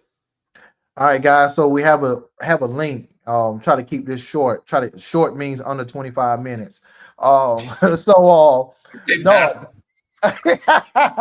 Hey, the doors to the church is open. You know how they be like, You um, know how they say, Nick, you know how they say, I ain't gonna be huh? before you long. I ain't gonna Man, hey, he's like, hey, what's we that don't one want another pastor said? 30 minutes. Oh, he said, I'm getting ready to close right now. That's the Getting ready. first one. That's the first one. 3 more hours later, I'm getting ready to close. Let me stop. Oh, look, Oh man. let me tell you something. I'm the last church I was really a part of was Church of Christ. One thing I loved about them, they in and out in about 45 minutes. 45 minutes to an hour. I'm back home by 12 o'clock. Like, this ain't happening. What? So I said it was just because of that why I stayed for so long. No, that's crazy. All right, guys. So what I do a lot of times, man, when I have a little extra money in my pocket, me and my lady, we go downtown Charlotte and we feed the homeless. Sometimes we go out of our refrigerator, or we go buy stuff and we just pass out drinks, toiletry, and stuff like that. I personally been doing this ever since I was in my teens. And now that I'm older, I'm like, I want to help on a bigger scale, on a broader scale. And so just the last time me and my girl went, actually it's been a couple of times before, I said I'm gonna create a GoFundMe. And what I want to do is be able to give them some money.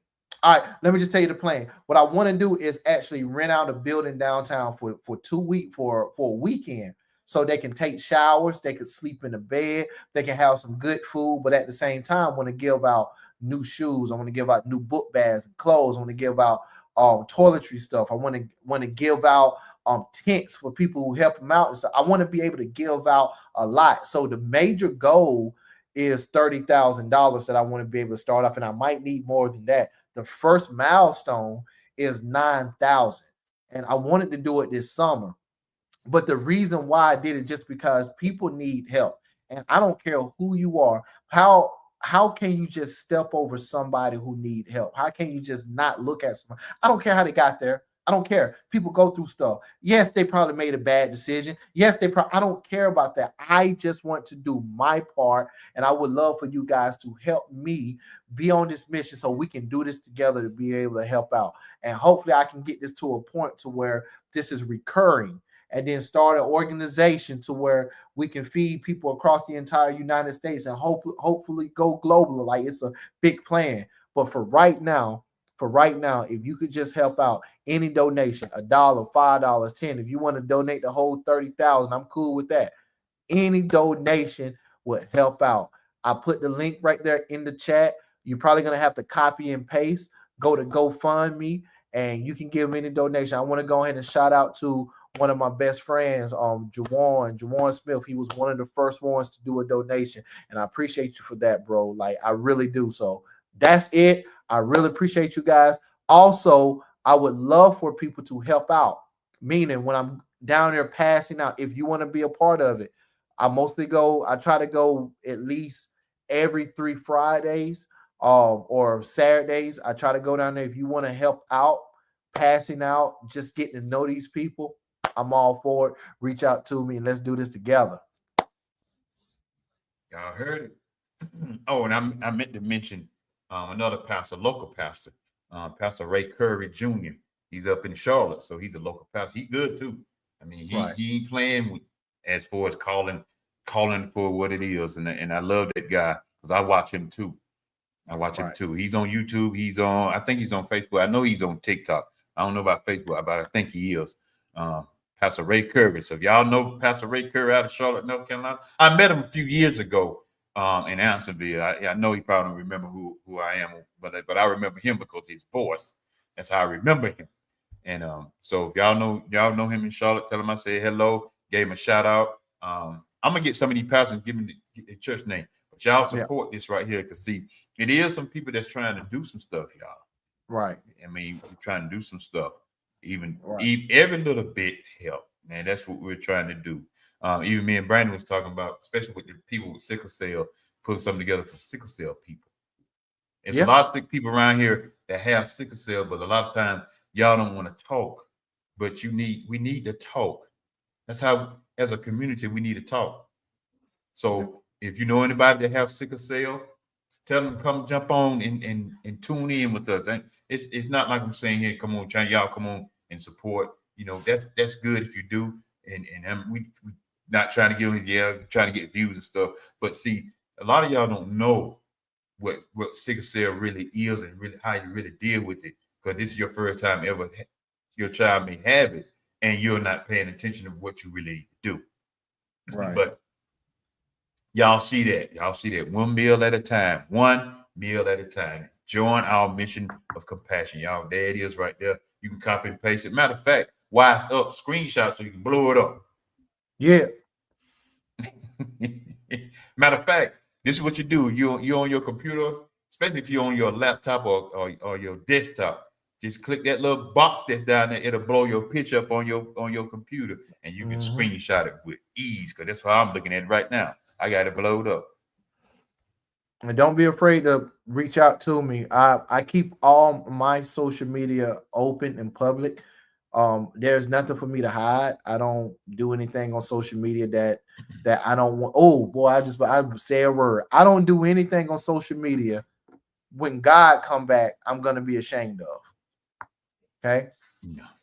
I don't do nothing. So there's no reason for me to be public and to try to hide and stuff. I'm actually on the other end. I'm trying to help out in a lot of ways. I got a lot of platforms that I do, and I'm being very strategic in cutting some out and where I'm going to keep. But I'm just saying, you can reach out to me anywhere. My name is Cornelius Dunlap. If you type in "I am Cornelius Dunlap," that's all my platforms should pop up. But guys, please help me in supporting this. And Mr. Keith, I really do appreciate it. Send me a friend request, please. You say you'll catch a wing, so you'll like to be physically there. Man, perfect. Yeah, and if you up here, I'll let you know the next time we do it. Yeah, I appreciate all you guys. You guys can do this too.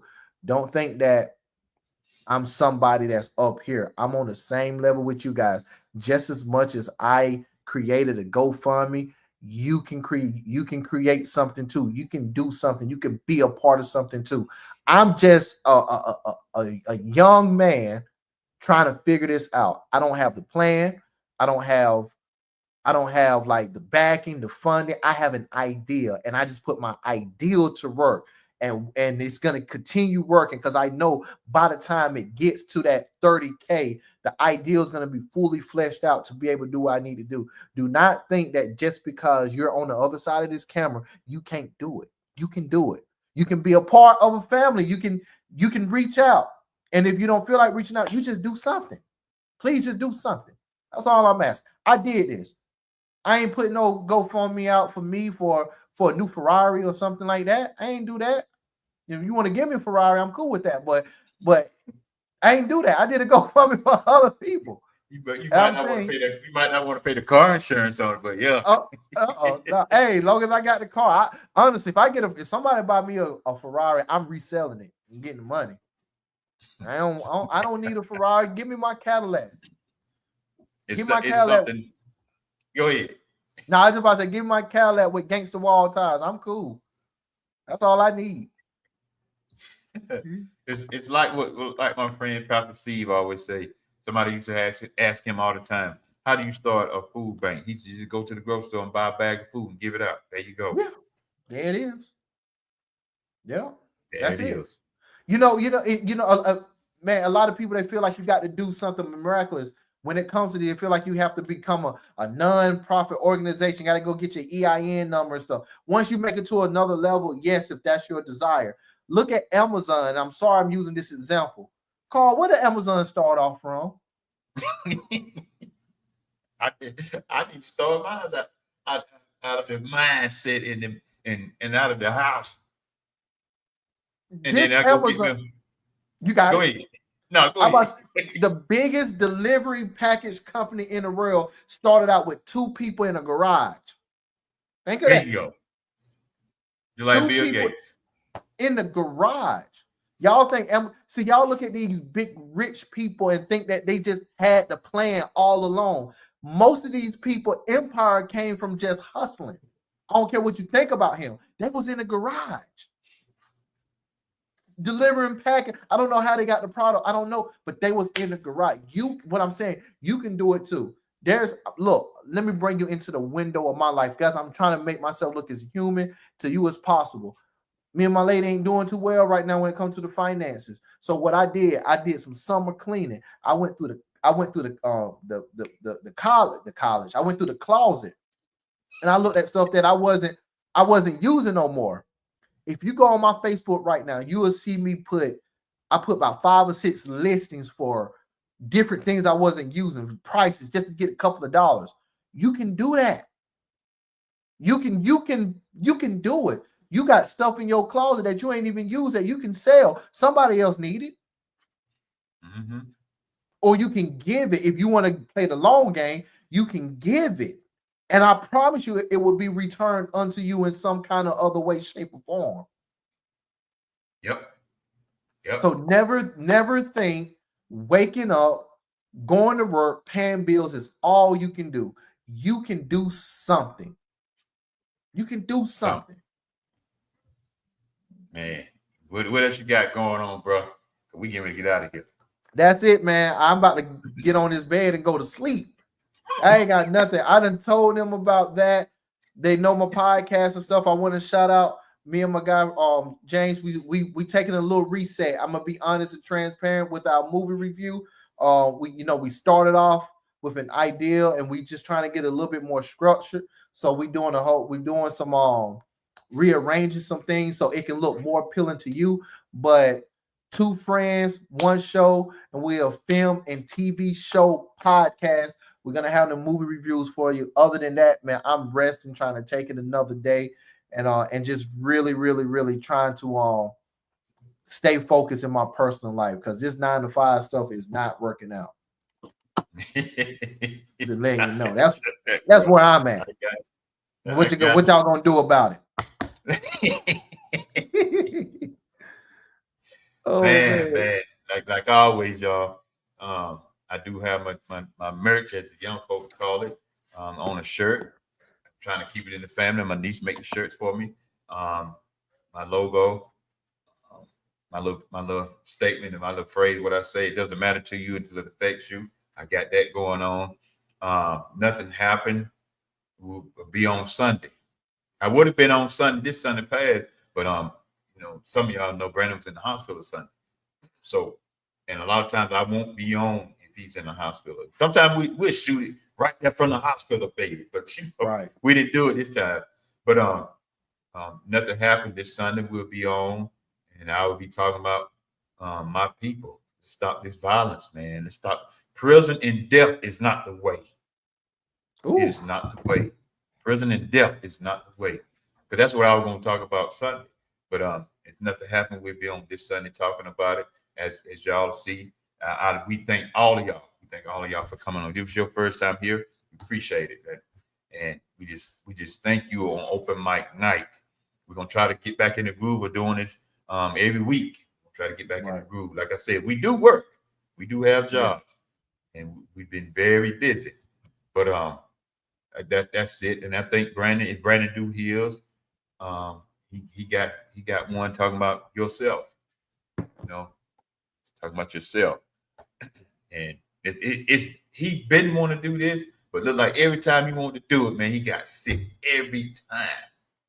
But we're gonna try to pull that in somewhere, somehow, some way, somehow. So everybody, we appreciate y'all. We thank y'all, and we hope we see y'all again next week. Tell somebody, tell a friend, as Brandon say on Hills. Tell a friend, that we're on. We're on. I normally put a flyer up like I did today.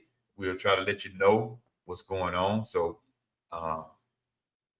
y'all see the flyer Friday. That's what we'll be doing Sunday. Right. And we just thank each and every one of you all.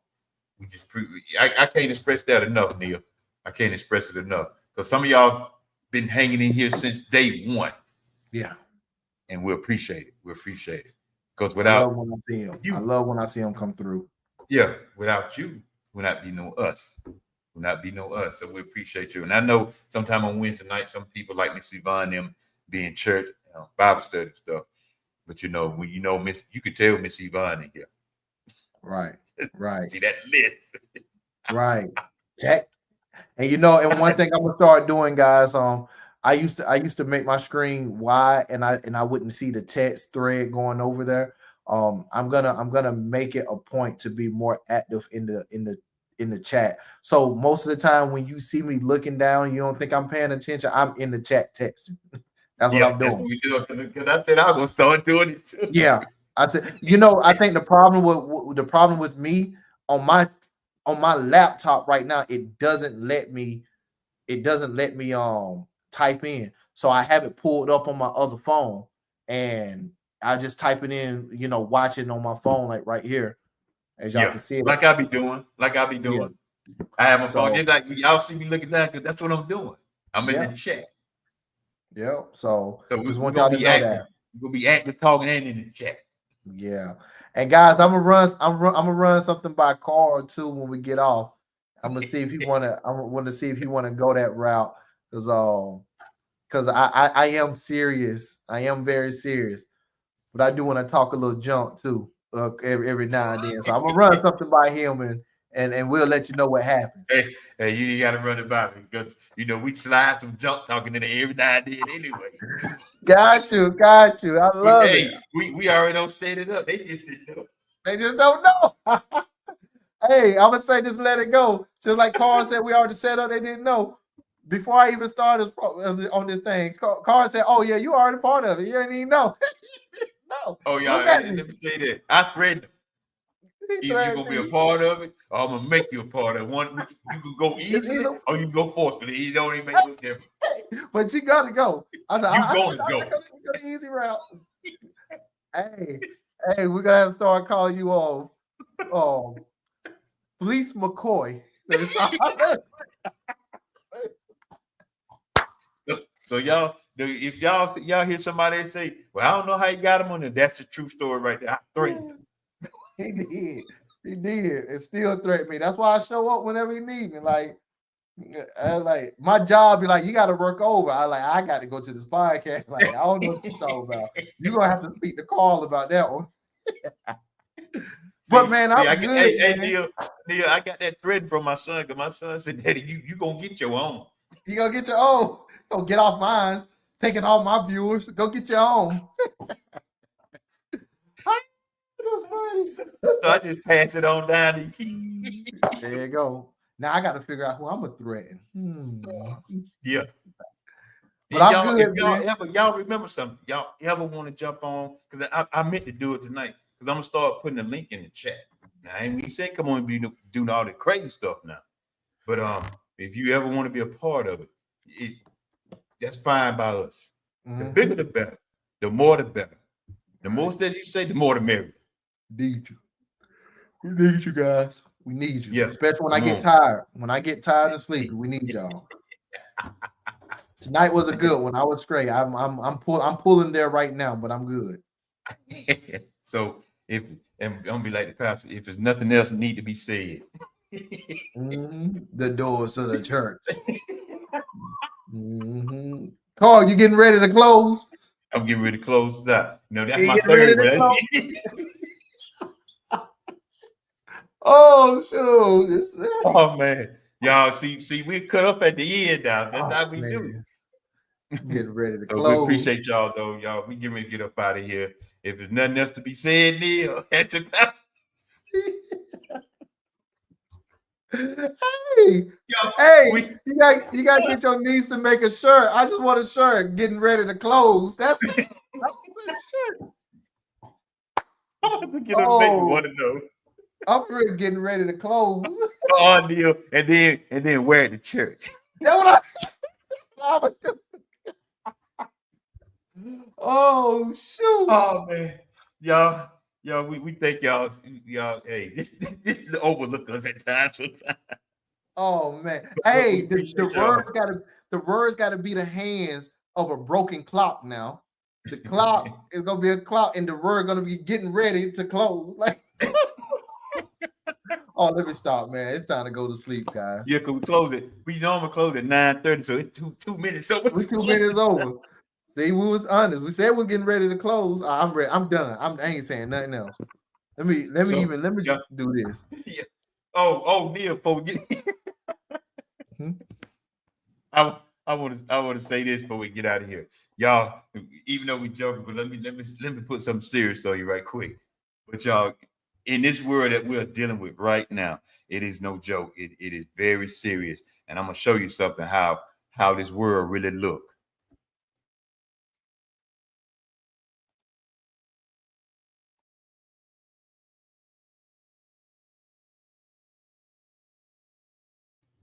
That's how the world look. Dark and quiet. It's nothing that is serious out there. It's dark and quiet. They, the devil, make it look like it's all light, but it's really dark. It's really dark. So on that note, man, nothing else, man. We'll see y'all on the flip side next time we be on. Thank you for joining on. We love y'all.